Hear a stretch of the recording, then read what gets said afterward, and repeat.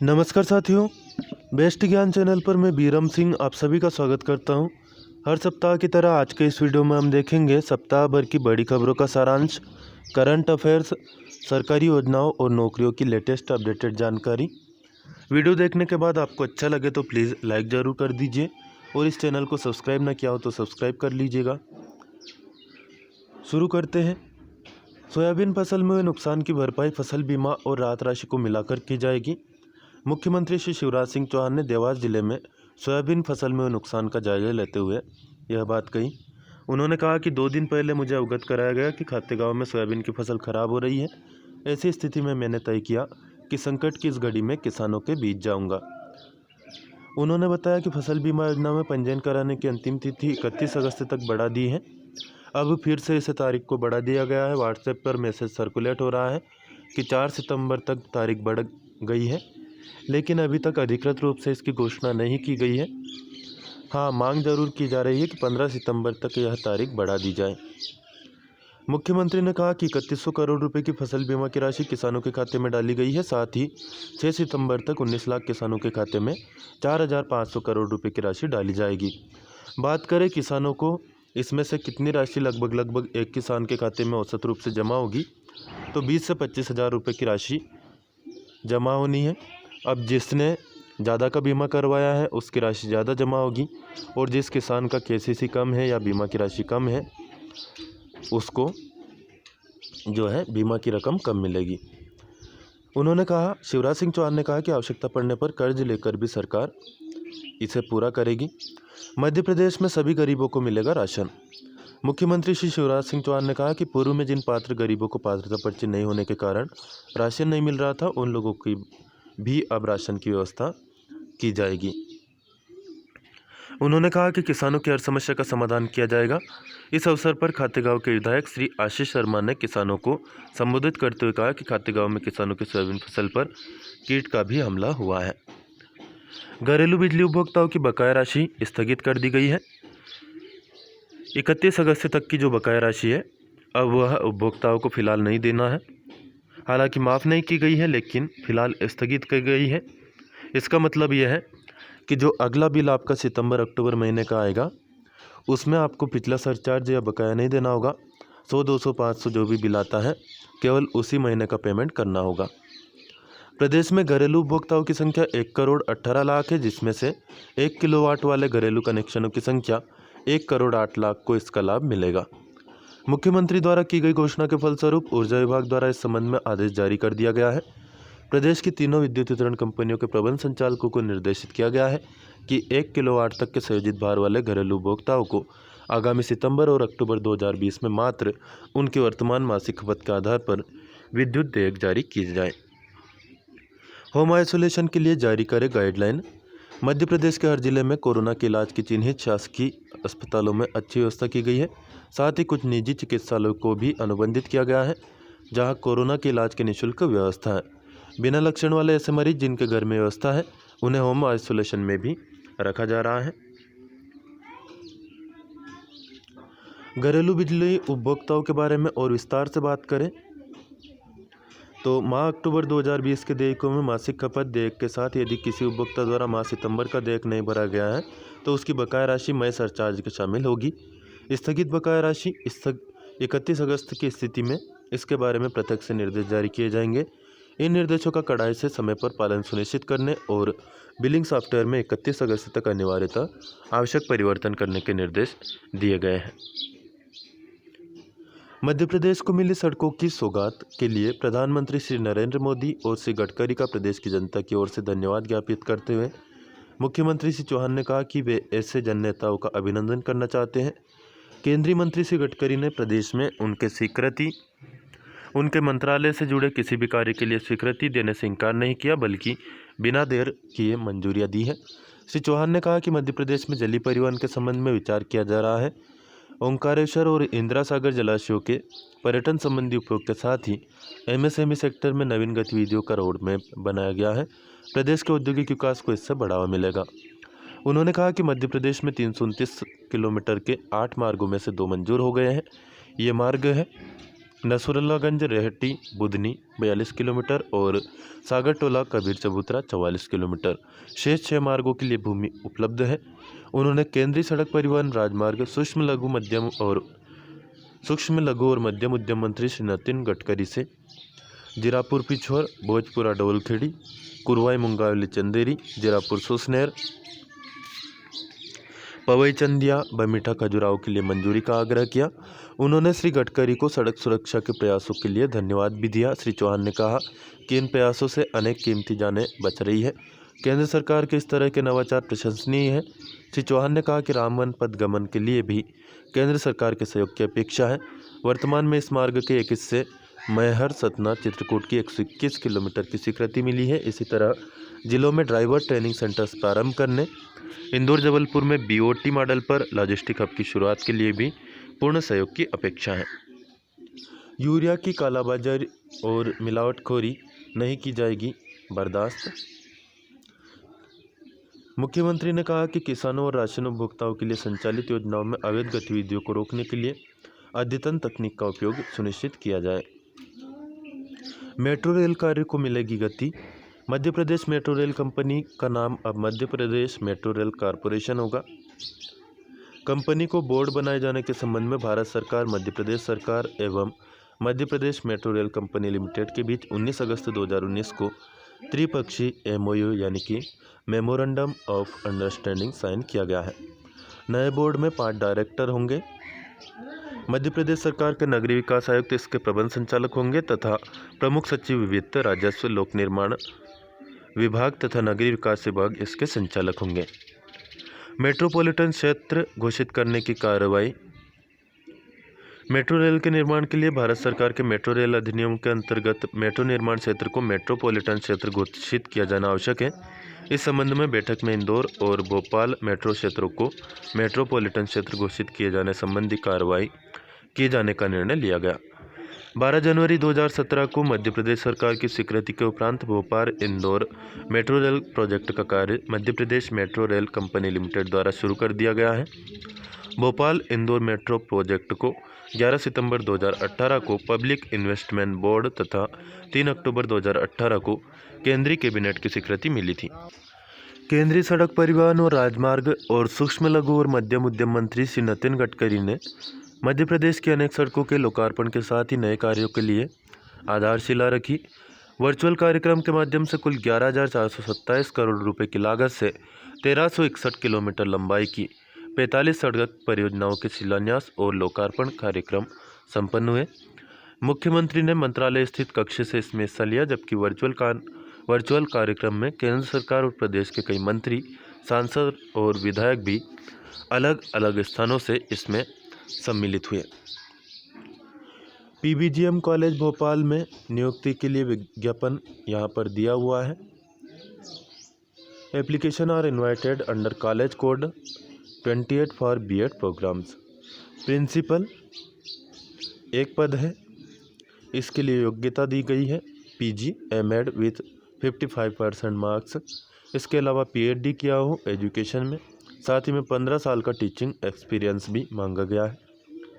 B.Ed HOD की ज़रूरत है, इसके लिए भी योग्यता देख सकते हैं। Assistant professor, perspective in education, pedagogy subject, performing art, इन सभी के लिए आवेदन आमंत्रित किए गए हैं। साथ ही में DLED कोर्स के लिए HOD की ज़रूरत है, लेक्चरार की ज़रूरत है, पेडागोजी सब्जेक्ट के लिए लेक्चरार की ज़रूरत है। अप्लाई करना चाहे तो ईमेल ID है pbgmc_2001@redipmail.com। 15 दिनों के अंदर आप आवेदन कर सकते हैं। फ़ोन नंबर है 0755-298-2095। मोबाइल नंबर है 9399482290। इस पर आप फ़ोन लगा के और जानकारी प्राप्त कर सकते हैं। श्री नित्यानंद B.Ed कॉलेज धार में भी आवश्यकता है प्रिंसिपल प्रोफेसर, एसोसिएट प्रोफेसर्स की। इसके लिए योग्यता मांगी गई है। Health and physical education MP.Ed न्यूनतम 55%, फाइन आर्ट्स MFA न्यूनतम 55%। 7 दिनों के अंदर आवेदन कर सकते हैं। पता है लालबाग परिसर, विक्रम ज्ञान मंदिर, धार। फ़ोन नंबर और ईमेल आईडी आप देख सकते हैं। कार्यालय आयुक्त पिछड़ा वर्ग एवं अल्पसंख्यक कल्याण शैक्षणिक सत्र 2020-21 के लिए अल्पसंख्यक समुदाय के छात्र छात्राओं के लिए प्री मैट्रिक छात्रवृत्ति योजना संचालित करता है। 14 अगस्त तक इसके लिए 14 अगस्त के आधार पर जो पत्र है इसका आधार पर कक्षा 1 से 10 तक नवीन और नवकरणीय विद्यार्थियों के लिए दिनांक 31 अक्टूबर 2020 तक ऑनलाइन आवेदन मांगे गए हैं। नेशनल स्कॉलरशिप पोर्टल का एड्रेस है www.scholarships.gov.in। इसके अलावा भारत सरकार की वेबसाइट www.minorityAffairs.gov.in, यहाँ पर भी आप विस्तार से जानकारी देख सकते हैं। सभी समुदाय के जो विद्यार्थी हैं अल्पसंख्यक समुदाय के वह आवेदन कर सकते हैं। मुस्लिम, ईसाई, सिख, बौद्ध, जैन, पारसी कुल मिलाकर 75,980 सीटें इसके लिए निर्धारित है। नवीनीकरण प्रकरणों के लक्ष्य निर्धारित नहीं है। छात्रवृत्ति का आवेदन ऑनलाइन भरते समय विद्यार्थियों द्वारा वेबसाइट के होम पेज पर उपलब्ध फ्रिक्वेंटली आस्क्ड क्वेश्चन पर विशेष ध्यान दिया जाए। आधार नंबर अनिवार्य है। इसके अलावा जो डॉक्यूमेंट लगेंगे बैंक पासबुक, फोटोग्राफ सहित ration card, income tax department द्वारा जारी परमानेंट अकाउंट नंबर यानी पैन, पासपोर्ट, ड्राइविंग लाइसेंस, ये सभी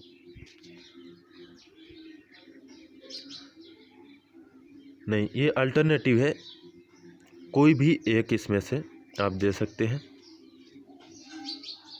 तो इसके लिए आप यदि अप्लाई करना चाहें तो और विस्तार से जानकारी स्क्रीनशॉट लेकर के या फिर वीडियो को पॉज करके देख सकते हैं। सहकारिता क्षेत्र को ज़्यादा मजबूत और पारदर्शी बनाया जाएगा।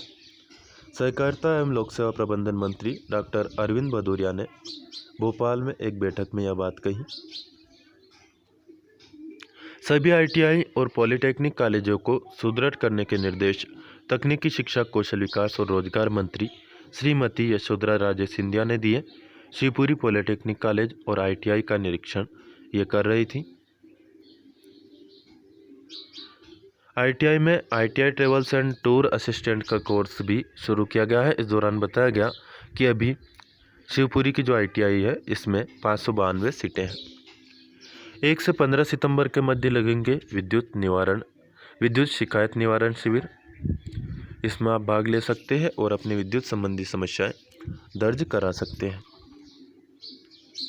हाल ही में बड़ा फैसला केंद्र सरकार ने लिया है। राष्ट्रीय भर्ती एजेंसी की घोषणा करके नौकरियां निकल नहीं रही है, लेकिन घोषणाएं एक के बाद एक की जा रही हैं। सरकारी नौकरियों के लिए एक देश एक परीक्षा की दिशा में उठाया गया कदम इसे बताया जा रहा है। उम्मीदवारों को इससे लाभ यह होगा कि बहुत सारी परीक्षाएं नहीं देनी होगी, एक ही परीक्षा आपको सभी विभागों में भर्ती के लिए देनी होगी। उम्मीदवारों को लाभ ज़्यादा होगा और आर्थिक बोझ इससे कम होगा। केंद्रीय वित्त और कॉरपोरेट कार्य मंत्री श्रीमती निर्मला सीतारमण ने बजट 2020-21 को पेश करते हुए इस साल के बजट में शिक्षा और रोजगार के लिए कई घोषणाएं की थी। उन्होंने कहा था कि नॉन गजेटेड पोस्ट के लिए कॉमन टेस्ट करवाया जाएगा और कंप्यूटर आधारित ऑनलाइन प्रक्रिया के माध्यम से अराजपत्रित यानी कि नॉन गजेटेड पदों पर भर्ती के लिए नेशनल रिक्रूटमेंट एजेंसी NRA की स्थापना की जाएगी और इससे सरकारी भर्ती प्रक्रिया में सुधार किया जाएगा। यहाँ पर खास बातें हम इसकी देखें तो सामान्य योग्यता परीक्षा के अंक 3 वर्षों के लिए वैध होंगे। अवसरों की संख्या पर कोई सीमा नहीं होगी, कितनी भी बार आप परीक्षा दे सकते हैं। अभ्यर्थियों को पसंद के परीक्षा केंद्र और समय सारणी चुनने की सुविधा रहेगी। पास के स्थान आप चुन सकते हैं। बजट की बात करें तो सरकार ने NRA के लिए 1517.57 करोड़ रुपए की स्वीकृति प्रदान की है। सरकार द्वारा प्रदान की गई राशि को 3 वर्षों की अवधि में खर्च किया जाएगा। यह राशि NRA की स्थापना के अलावा 117 आकांक्षी जिलों में परीक्षा अवसंरचना को स्थापित करने के लिए भी खर्च होगी। प्रदेश के युवाओं को NRA द्वारा आयोजित परीक्षाओं के आधार पर ही दी जाएगी नौकरी। इस तरह का निर्णय लेने वाला देश का पहला राज्य बन गया है मध्य प्रदेश। इस निर्णय से प्रदेश की शासकीय नौकरियों के लिए युवाओं को अलग से कोई परीक्षा देने की आवश्यकता नहीं होगी। NRA की मेरिट के आधार पर निर्धारित श्रेणियों में प्रदेश के युवाओं को सरकारी नौकरी दी जाएगी। इसके बारे में अन्य महत्वपूर्ण तथ्यों पर हम बात करें, राइट कॉर्नर पर देखिए, वर्तमान में देश भर में सरकारी नौकरियों के लिए 20 से अधिक भर्ती एजेंसियां हैं। यूपीएससी द्वारा आयोजित होने वाली सिविल सेवा की परीक्षाएं पूर्व की तरह ही आयोजित होगी। उच्च पदों के लिए होने वाले भर्ती परीक्षाएं यूपीएससी द्वारा ही आयोजित की जाएगी। एनआरए के अंतर्गत प्रतिवर्ष 2 परीक्षाएं होंगी और अभ्यर्थियों के अंक 3 साल के लिए वैध होंगे। सामान्य पात्रता परीक्षा केवल हिंदी और अंग्रेजी भाषा में आयोजित नहीं की जाएगी, बल्कि 12 भारतीय भाषाओं में कराया जाएगा, जबकि धीरे धीरे 8वीं अनुसूची की अन्य भाषाओं को भी इसमें शामिल किया जाएगा। वर्तमान में बात करें तो सरकारी परीक्षा में 2.5 करोड़ से 3 करोड़ अभ्यर्थी हिस्सा लेते हैं, लेकिन सामान्य पात्रता परीक्षा में ऐसे अभ्यर्थियों को एक ही बार हिस्सा लेना होगा। अभ्यर्थी आसानी से परीक्षा दे सके, इसलिए कुल 1000 केंद्र खोले जाएंगे। हर जिले में कम से कम 1 केंद्र होगा। अगले साल से अस्तित्व में आ जाएगी राष्ट्रीय भर्ती एजेंसी। दिल्ली में इसका मुख्यालय होगा। तो बार बार होने वाले खर्चे से सरकार को भी और उम्मीदवारों को भी इससे छुटकारा मिलेगा। नियमानुसार आयु सीमा में छूट दी जाएगी। पाठ्यक्रम सामान्य होने के साथ साथ स्टैंडर्ड होगा। एनआरए द्वारा गैर तकनीकी पदों के लिए स्नातक, उच्च माध्यमिक यानी 12वीं पास और मैट्रिक यानी कि 10वीं पास वाले उम्मीदवारों के लिए सीईटी यानी कि कॉमन एलिजिबिलिटी टेस्ट का संचालन किया जाएगा, जिसके लिए वर्तमान में एसएससी, आरआरबी, आईबीपीएस द्वारा भर्ती की जाती है। सीईटी के अंक स्तर पर की गई स्क्रीनिंग के आधार पर भर्ती के लिए अंतिम चयन पृथक विशेषीकृत टीयर, सेकंड या थर्ड इत्यादि परीक्षा के माध्यम से किया जाएगा, जिसे संबंधित भर्ती एजेंसी द्वारा संचालित किया जाएगा। इन परीक्षाओं का पाठ्यक्रम सामान्य होने के साथ साथ मानक भी होगा।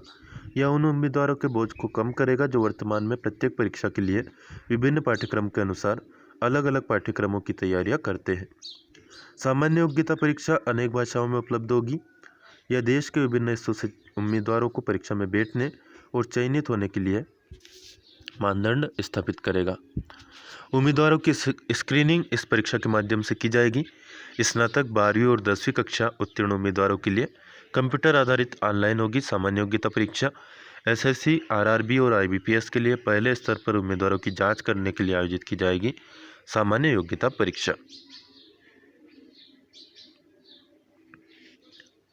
आसान पहुंच के लिए हर जिले में स्थापित होंगे परीक्षा केंद्र। यहाँ पर आपके लिए मैं स्पष्ट कर दूं कि यह जो एग्ज़ाम होनी है यह स्क्रीनिंग टेस्ट होगा, यानी कि प्री की तरह यह टेस्ट होगा। बाद में जो मेंस आयोजित की जाती है, चाहे आईबीपीएस हो या आरआरबी हो, वह अलग से संबंधित बोर्ड के द्वारा ही, यानी आरआरबी, एसएससी या फिर आईबीपीएस के द्वारा ही ली जाएगी। राज्य और संघ शासित प्रदेश इस सीईटी का लाभ उठा सकते हैं। उनको अलग से अपने राज्य में परीक्षा आयोजित करने की जरूरत नहीं होगी।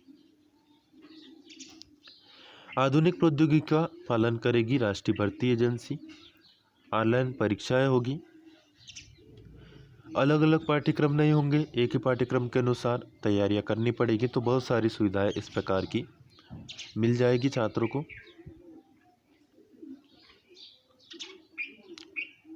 117 आकांक्षी जिलों में परीक्षा संरचना बनाने पर विशेष ध्यान दिया जाएगा। महिला और ग्रामीण उम्मीदवारों को खास तौर पर इसका लाभ होगा, क्योंकि काफ़ी दूर परीक्षा देने इनको जाना पड़ता था। राज्य और संघ शासित प्रदेश भी इस सीईटी का लाभ उठा सकते हैं। बात करें इस सप्ताह की खेल चर्चा की। पैरालंपिक 2021 में भारत करेगा अपना सर्वश्रेष्ठ प्रदर्शन। भारतीय पैरालंपिक समिति ने इसके जो महासचिव हैं गुरशरण सिंह, इन्होंने कहा कि वर्ष 2021 में आयोजित होने वाले पैरालंपिक खेलों में भारत अपना सर्वश्रेष्ठ प्रदर्शन करेगा। उन्होंने टूर्नामेंट में 5 स्वर्ण सहित 15 पदक जीतने की उम्मीद जताई है। गुरशरण सिंह ने कहा कि अगर हमारे 15 एथलीट पैरालंपिक खेल 2021 के लिए क्वालिफाई करते हैं तो आश्चर्य नहीं होना चाहिए। उल्लेखनीय कि भारत ने वर्ष 2016 के रियो पैरालंपिक खेलों में 2 स्वर्ण, 1 रजत और 1 कांस्य सहित 4 पदक जीते थे। एंडरसन 600 टेस्ट विकेट लेने वाले पहले तेज गेंदबाज बन गए हैं। इंग्लैंड के अनुभवी तेज गेंदबाज है जेम्स एंडरसन। यह उपलब्धि हासिल करने वाले वे विश्व के पहले तेज गेंदबाज हैं। एंडरसन ने यह उपलब्धि पाकिस्तान के खिलाफ तीसरे टेस्ट मैच के दौरान पाकिस्तान के कप्तान अजहर अली को आउट करके हासिल की है। मैच यह ड्रा रहा। इंग्लैंड ने सीरीज जीत ली है। टेस्ट क्रिकेट में 600 विकेट लेने वाले चौथे गेंदबाज है एंडरसन। टेस्ट क्रिकेट में एंडरसन से पहले मुथैया मुरलीधरन, शेन वॉर्न और अनिल कुंबले यह उपलब्धि हासिल कर चुके हैं। मुथैया मुरलीधरन ने 800 विकेट लिए थे, शेन वॉर्न 708 विकेट ले चुके हैं, जबकि अनिल कुंबले 619 विकेट कुल मिलाकर इन्होंने लिए हैं। एंडरसन ने यह उपलब्धि अपने 156वें टेस्ट मैच के दौरान हासिल की। एंडरसन 29 बार एक पारी में 5 विकेट या इससे ज़्यादा तथा 3 बार एक मैच में 10 या इससे ज़्यादा विकेट ले चुके हैं। T20 में 500 विकेट लेने वाले पहले गेंदबाज बन गए हैं डेन ब्रावो, जो कि वेस्टइंडीज के ऑलराउंडर हैं। ब्रावो 2020 क्रिकेट में 500 विकेट हासिल करने वाले विश्व के पहले गेंदबाज बने। ब्रावो ने यह उपलब्धि कैरेबियन प्रीमियर लीग में सेंट लूसिया जॉक्स के खिलाफ मैच के दौरान हासिल की। इस मैच में ब्रावो ने रोस्टन चेंज को बोल्ड कर 500 विकेट पूरे किए। ब्रावो ने CPL में 100 विकेट भी पूरे किए हैं। उल्लेखनीय है कि ब्रावो वेस्टइंडीज की टीम का प्रमुख हिस्सा रहे हैं। ब्रावो ने वेस्टइंडीज के लिए 40 टेस्ट, 164 वनडे और 71 2020 मैच खेले हैं। रेयान हैरिस बन गए हैं दिल्ली कैपिटल्स के गेंदबाजी कोच। सिमोना हालेप ने जीता प्राग ओपन टूर्नामेंट। रोमानिया की दिग्गज खिलाड़ी और पूर्व नंबर 1 खिलाड़ी महिला खिलाड़ी सिमोना हालेप ने प्राग ओपन टेनिस टूर्नामेंट का खिताब अपने नाम कर लिया है। इससे पहले वर्ष 2006, 7, 14, 15 और 2016 में भी सेविला यूरोपा लीग चैंपियन बन चुका है। टूर्नामेंट के फाइनल में सेविला ने इंटर मिलान को 3-2 से हराया। सेविला के लिए ल्यूक डियांग ने 2 गोल किए।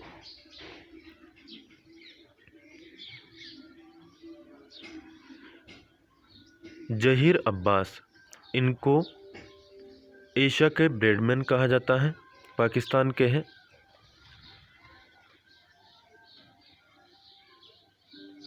जापानी बैडमिंटन खिलाड़ी अयाका ने लिया संन्यास। जापान की दिग्गज बैडमिंटन खिलाड़ी अयाका ताकाहाशी ने संन्यास लेने की घोषणा की है। यूएफए चैंपियंस लीग की बात करें तो बायर्न म्यूनिख 6वीं बार बना है चैंपियन। बायर्न म्यूनिख ने 6वीं बार जीती है यह चैंपियंस लीग। इससे पहले बायर्न म्यूनिख वर्ष 1974, 75, 76, 2001 और 2013 में भी बन चुका है चैंपियन। लीग में बायर्न म्यूनिख के रॉबर्ट लेवांडोव्स्की ने सर्वाधिक 15 गोल किए। बायर्न म्यूनिख ने इस वर्ष बुंदेसलीगा और जर्मन कप टूर्नामेंट भी जीता है।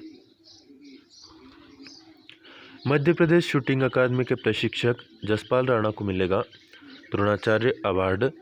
मध्य प्रदेश राज्य शूटिंग अकादमी के हाई परफॉर्मेंस पिस्टल शूटिंग प्रशिक्षक श्री जसपाल राणा को इस वर्ष प्रतिष्ठित द्रोणाचार्य अवार्ड के लिए नामांकित किया गया है।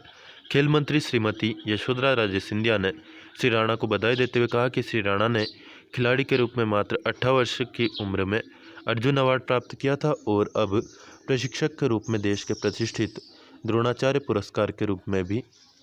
पुरस्कार से भी नवाजे जाएंगे। उन्होंने कहा कि श्री राणा द्वारा दिए गए बेहतरीन प्रशिक्षण का नतीजा है कि मध्य प्रदेश राज्य शूटिंग अकादमी की खिलाड़ी चिकी यादव ने टोक्यो ओलंपिक के लिए भी क्वालिफाई कर लिया है। पिछले सप्ताह की खबरों पर बात करें, 22 अगस्त को NTA ने नीट परीक्षा के लिए गाइडलाइन जारी की है। NTA यानी कि नेशनल टेस्टिंग एजेंसी। फिलिस्तीनी आतंकवादियों ने गाजा पट्टी से इजराइल पर 12 रॉकेट हमले किए। इजराइल सेना ने इन रॉकेट हमलों को विफल कर दिया और जवाबी कार्रवाई की। इजरायली सेना ने जानकारी दी कि सेना ने जवाबी कार्रवाई में हमास के ठिकानों पर 3 हवाई हमले किए। उल्लेखनीय कि गाजा सीमा के पास हमास और इजराइल की पिछले कुछ समय से झड़प हो रही है। इजराइल में इमारतों और वाहनों को नुकसान पहुंचा है। इजराइल ने गाजा के एकमात्र व्यावसायिक मार्ग को बंद कर दिया है, जिससे वहां का बिजली संयंत्र बंद हो गया है। हमास चाहता है कि गाजा पर लगाए गए प्रतिबंध हटाए जाएं। अमेरिका में कैलिफोर्निया के जंगलों में लगी आग भीषण होती जा रही है। यह आग 10 लाख एकड़ तक फैल चुकी है। आग की वजह से हजारों घरों को नुकसान पहुंचा है। मौसम बदलने के कारण आग तेजी से फैल रही है, जिससे दमकल कर्मियों को आग पर काबू करने में मशक्कत करनी पड़ रही है। आग के कारण कैलिफोर्निया का सबसे पुराना पार्क बिग बेसिन रेडवुड्स बर्बाद हो चुका है। कैलिफोर्निया के अग्निशमन अधिकारियों ने कहा कि राज्य में बिजली गिरने की कई घटनाएं हुई हैं। 6 परीक्षाओं की नई तारीखें एनटीए ने घोषित की है। नेशनल टेस्टिंग एजेंसी ने 6 अहम राष्ट्रीय परीक्षाओं की तारीख घोषित की। इनमें दिल्ली विश्वविद्यालय,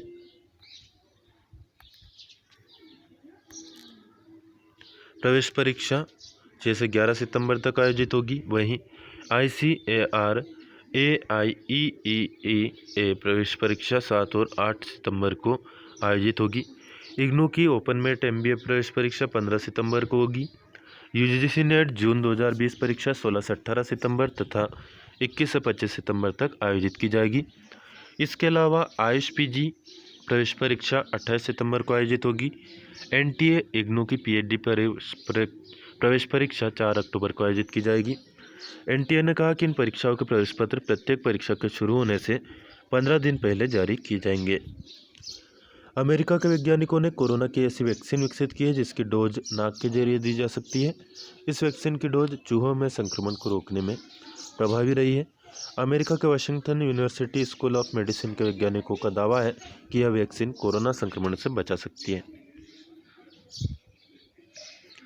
दक्षिण सूडान के जुआ शहर में एक मालवाहक विमान दुर्घटनाग्रस्त हो गया। इस हादसे में लगभग 17 लोगों की मौत हो गई है। पुलिस के अनुसार जुआ एयरपोर्ट से उड़ान भरने के कुछ देर बाद ही विमान क्रैश हो गया। विमान में करीब 18 यात्री सवार थे। आधार के साथ 3 दिन में हो जाएगा GST रजिस्ट्रेशन। अब आधार नंबर के साथ यह आसान होगा। केंद्रीय वित्त मंत्रालय ने कहा कि नए बिजनेस को आधार के माध्यम से GST रजिस्ट्रेशन देने की शुरुआत कर दी गई है।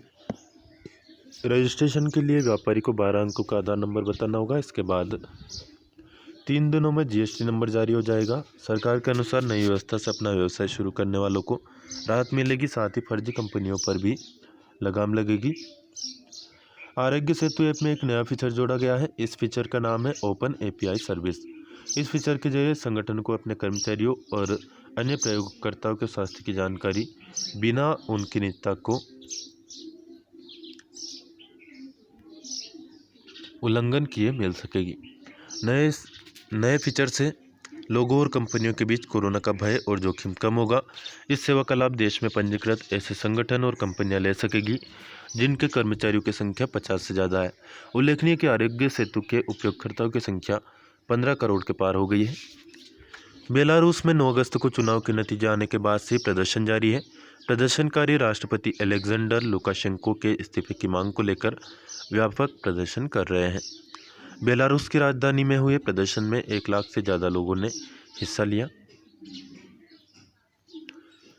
यातायात दस्तावेजों की वैधता 31 दिसंबर तक बढ़ाई गई।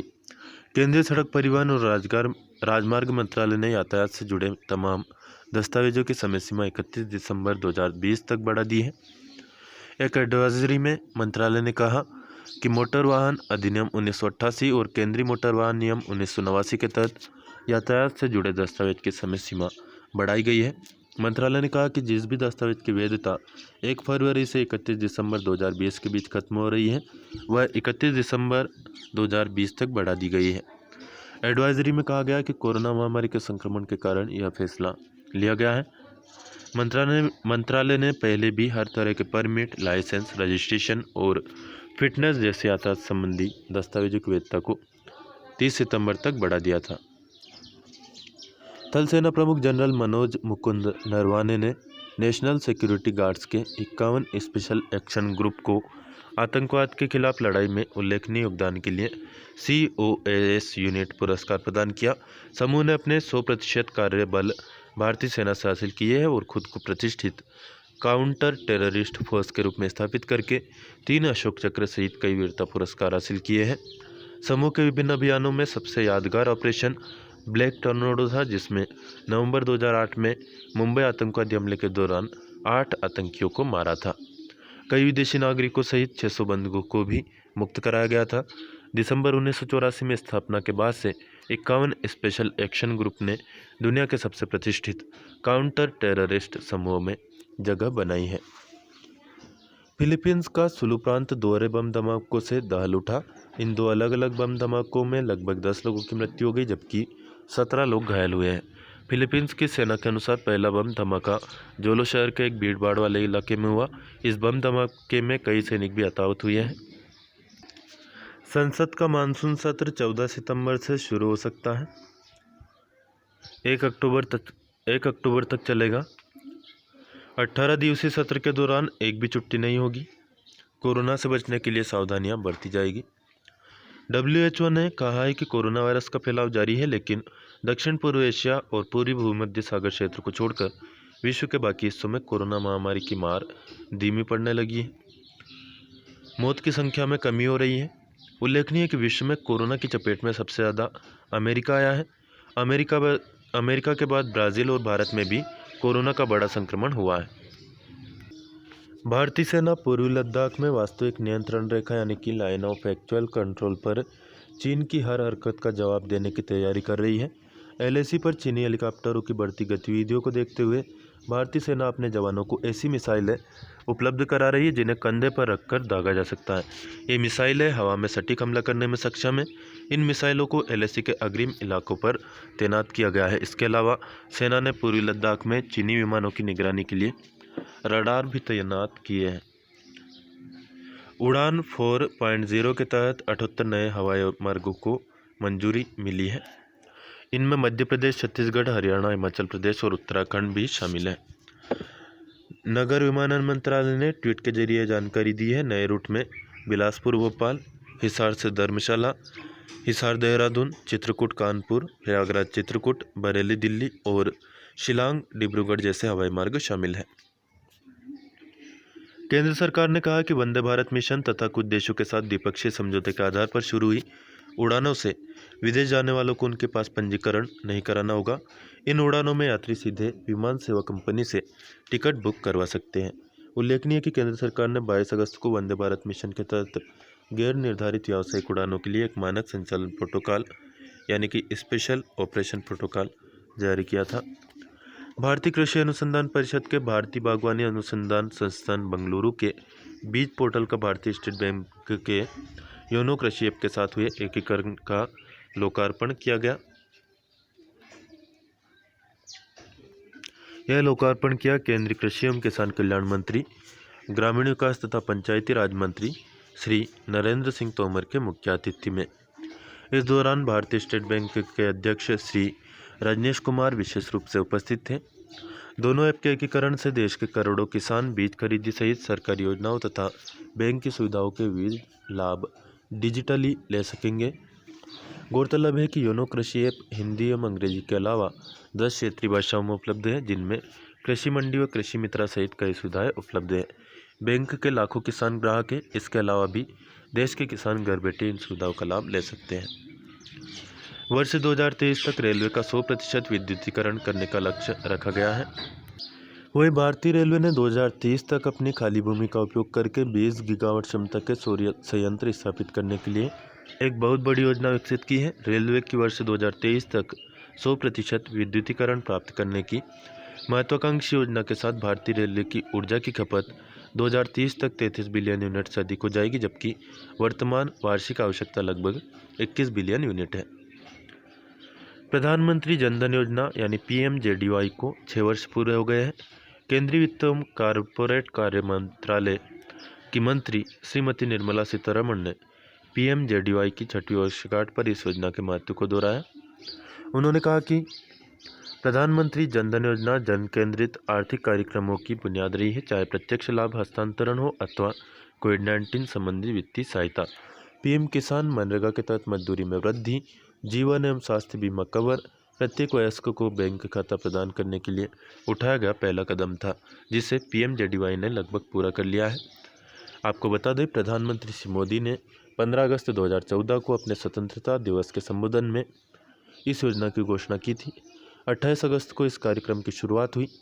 प्रधानमंत्री ने इस अवसर को एक दुष्चक्र से गरीबों की मुक्ति के एक जश्न के रूप में निरूपित किया था।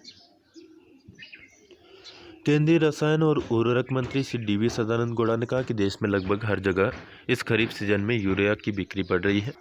दोस्तों, यह था इस वीडियो का पार्ट फर्स्ट, जिसमें हमने लगभग आधे से ज़्यादा भाग कवर कर लिया है।